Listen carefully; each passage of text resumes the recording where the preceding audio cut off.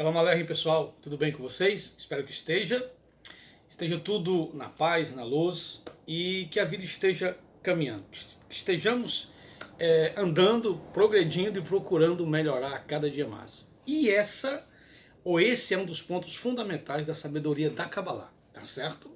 Então, se quiser mais dicas de Kabbalah, vídeos sobre variados temas, assuntos bons, assuntos polêmicos que vai trazer luz, que vai quebrar paradigma, que vai quebrar crenças negativas, procura o canal no YouTube A Luz da Kabbalah, tá certo? Se inscreve, compartilha, comenta. Temos também o Instagram Luz da Kabbalah, temos também o Facebook, Shemuel Ben Avraham, certo? Que é meu. Temos o grupo, né, Kabbalah Holística de Fortaleza e temos também um grupo no WhatsApp, A Luz da Kabbalah, tá certo? Quem se interessar, procura saber que a gente vai estudar todos os assuntos que traz luz para nossa alma, para nossa vida, tá certo? A Kabbalah não é uma autoajuda que vai lhe colocar no mar de rosas, que vai lhe dar só flores, não. Estava comentando quase no instante com um amigo meu sobre essa questão da Kabbalah não ser autoajuda, porque a autoajuda ela vai tratar só o seu mimimi, vai querer, vamos dizer assim, a autoajuda vai trazer para você um paliativozinho momentâneo, vai te enganar com aquelas coisas que não passa, vamos dizer assim, a real, né? Não te passa a real, não te dá o toque fundamental de dizer isso é isso aqui e você vai ter que enfrentar. Então a Kabbalah vai acabar com os nossos medos, com os nossos monstros interiores, vai nos mostrar várias coisas, tá certo? Então hoje, né, mais uma vez, eu estou voltando com o segundo vídeo da série, a Kabbalah Responde. Dessa vez vai ser duas perguntas bem interessantes, que já tinham me feito essa pergunta várias vezes, pessoas de várias religiões, amigos, e amigos que não têm fé em nada, amigos que têm fé em tudo, outros que estão chegando ainda, me perguntaram a seguinte pergunta: Manuel, a astrologia pode influenciar, ou ela influencia uma alma que vai chegar nessa terra? O dia que ela vai nascer, o mês, o ano, o astral dela, o mapa, a foto que é tirada dela naquele momento tem importância na vida dela? Vai influenciar, vai trazer algum peso para ela ou vai aliviar o fardo dela em algumas partes da vida? E a outra pergunta foi como é que o judaísmo e a Kabbalah vê a astrologia? Essas duas perguntas eu vou tentar ser bem resumido porque é um assunto amplo. E eu dei uma olhadinha no Talmud, achei uma parte bem interessante, mas tem várias partes interessantes, tá certo? Primeiro, nós vamos entender uma coisa bem interessante. Estava lendo hoje também, tá certo?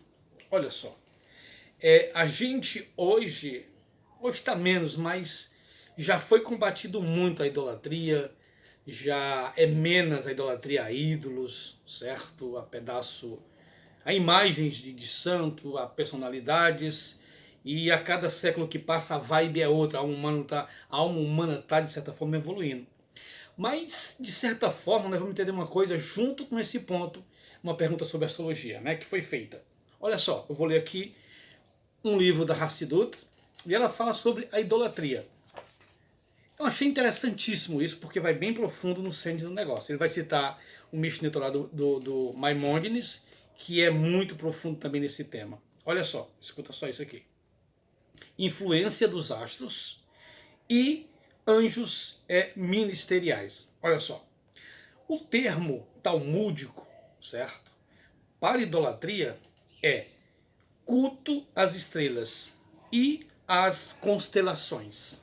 Então o termo mais profundo, mais apropriado para idolatria é uma pessoa que estuda ou que vai buscar ajuda ou que sente um poder maior na astrologia e nas constelações, tá certo? Isso é o termo do Talmud.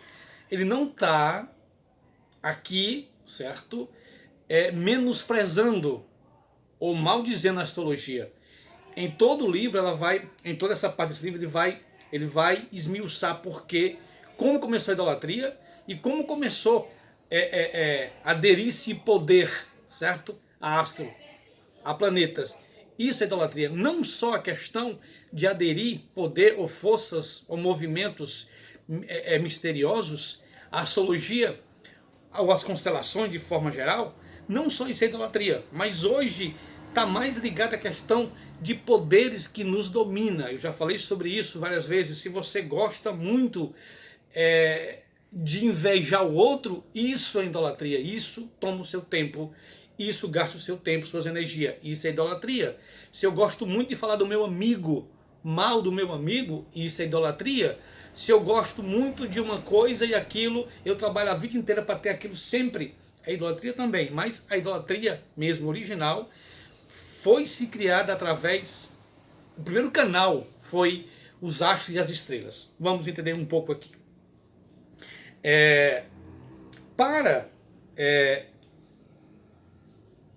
Pois conforme indicado acima, o politeísmo original era baseado na crença da influência das constelações. No entanto, a astrologia não é inerentemente idolatria. Está longe disto. As constelações são entendidas como representação de canais para a energia criativa na forma como é transmitida dos mundos espirituais para o plano físico. Olha só, a astrologia, o estudo da astrologia, nós vamos entender que ela é um componente da criação, ela é um objeto da criação, que através dela as energias são descidas até nós. Não só para o ser humano, mas para uma planta, para um animal. Tem gente que quando está em lua nova ou lua cheia, fica um pouco baratinado das ideias, certo? E isso vai afluir de certa forma, dependendo do seu signo. Então, já de cara, respondendo a primeira pergunta, sim, os astros, certo, têm poder, têm influência sobre nossas vidas. Influencia o nascimento de uma planta, influencia o nascimento de um animal, influencia no meu nascimento e traz coisas boas e negativas para mim. Sim, isso está no Talmud. Vou ler daqui a pouco outra parte bem interessante. Voltando, então, as constelações é um tipo de mecanismo do mundo espiritual enviar sua energia, sua espiritualidade até o mundo material, certo? Equivalentemente, né, celestes, as constelações são os anjos ministeriais, que também têm como função transmitir a energia para baixo. Os anjos, olha só como é interessante, a astrologia e os anjos são um mecanismo do Criador trazer para cá as energias boas e ruins para o nosso mundo, Malhut, certo? Agora vamos para o Talmud, certo? Tratado Shabbat 156. Olha o que ele fala aqui.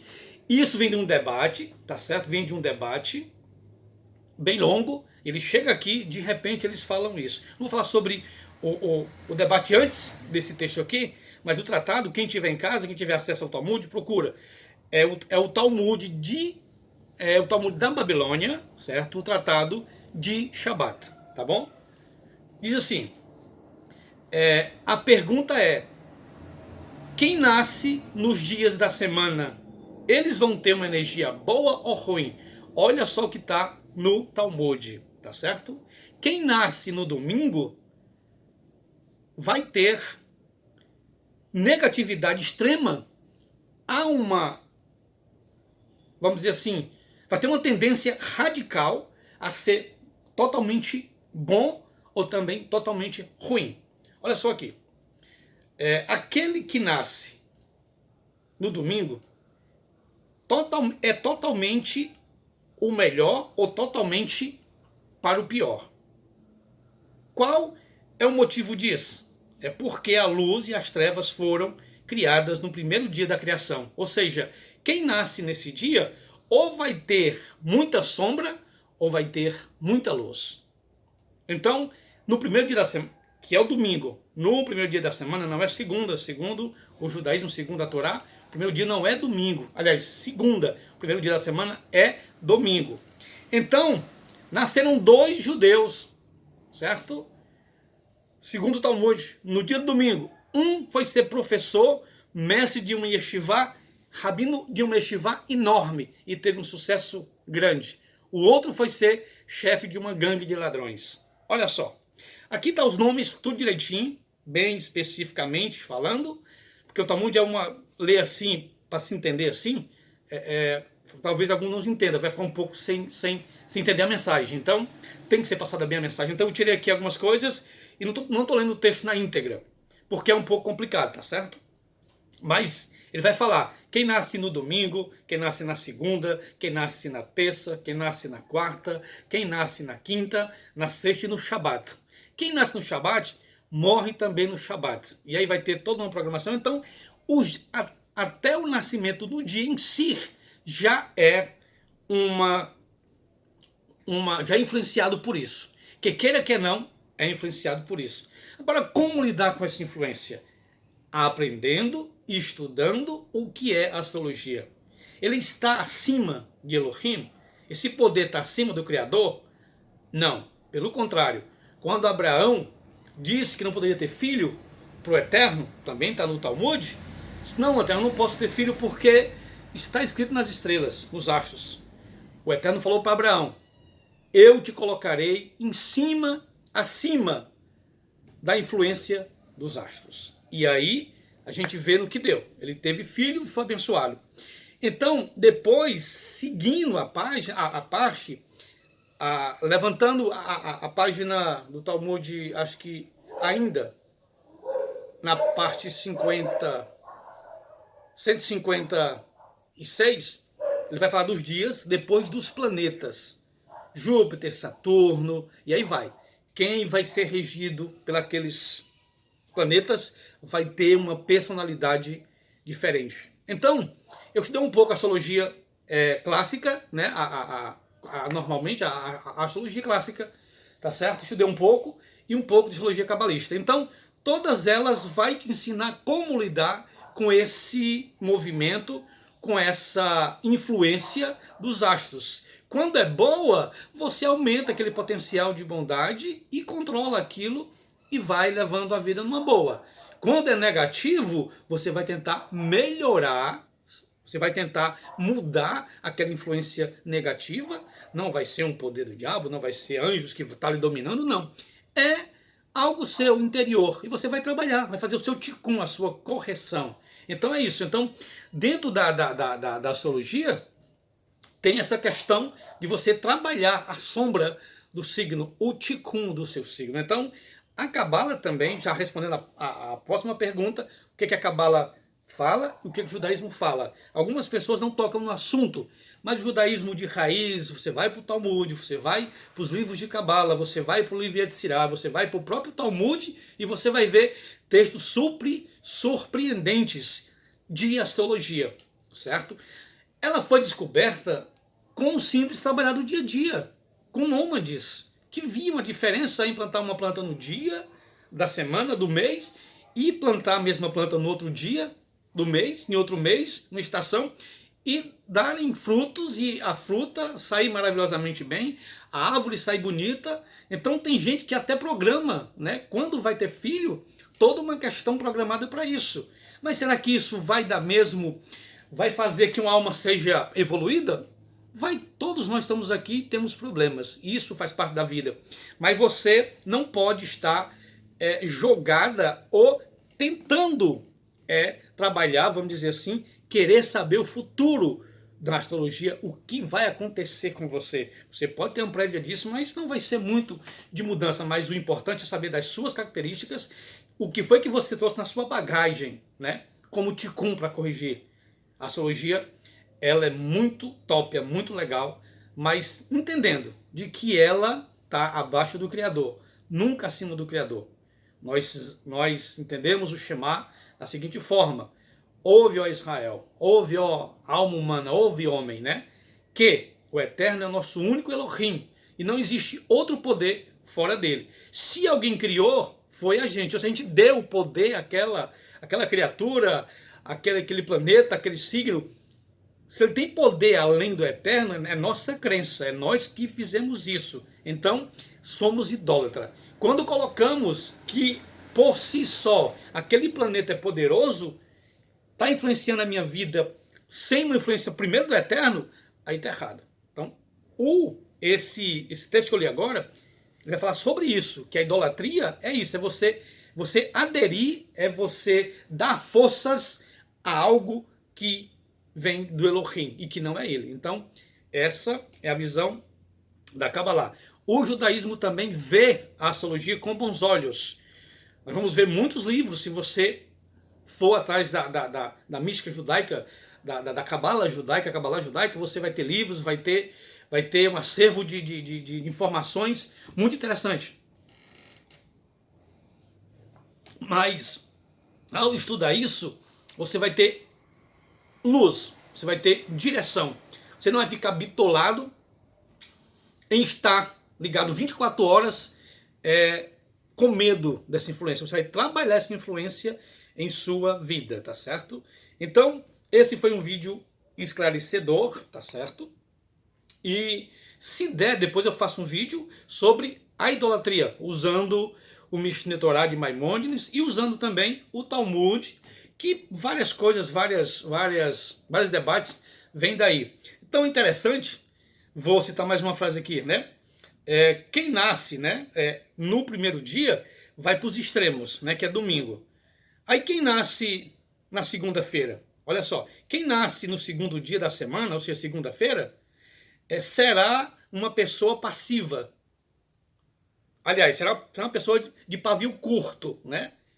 Qual o motivo disso? Porque naquele dia, o segundo dia da criação, as águas superiores e inferiores foram divididas. Portanto, é um dia de contencioso. É um dia de contenção, é um dia de... a pessoa vai estar muito engevurá, vai estar muito de pavio curto, tá certo? Vamos para o terceiro dia, só para terminar o vídeo.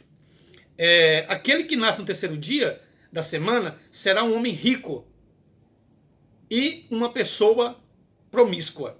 Qual é o motivo disso? É porque naquele dia, o terceiro dia, foi criado a vegetação. Ele cresce abundantemente, mas também se mistura sem limites entre as gramas e as plantas. Então vai ter toda uma história explicando por que aquele dia tem essa tendência sobre nós, a influência sobre nós. Então vamos ler um pouco mais de Talmud, consegue o Talmud na Sefer, né? Tem os tratados, tem sites que fornecem todo o Talmud, e devagarzinho a gente vai conhecendo isso que a gente chama de vida para nos ajudar. Não é um poder fora do eterno, a parte do eterno. A astrologia não está a parte do eterno, ela está dentro do eterno. Nós estamos todos dentro do eterno e não há um poder fora dele. Repito, se alguém crer em uma força maior, ela criou, ela capacitou aquele objeto, aquele ídolo, ou seja, o que for, como um ídolo, né? Então o próximo vídeo fala sobre idolatria, segundo a Cabala e o judaísmo. Então vai lá nas páginas, por favor, compartilha, se inscreve e quando for assistir o vídeo, curte lá, aperta o dedinho lá no joinha para a gente ficar fortalecido. Que o Eterno abençoe, Shalom Aleichem, muita paz e muita luz.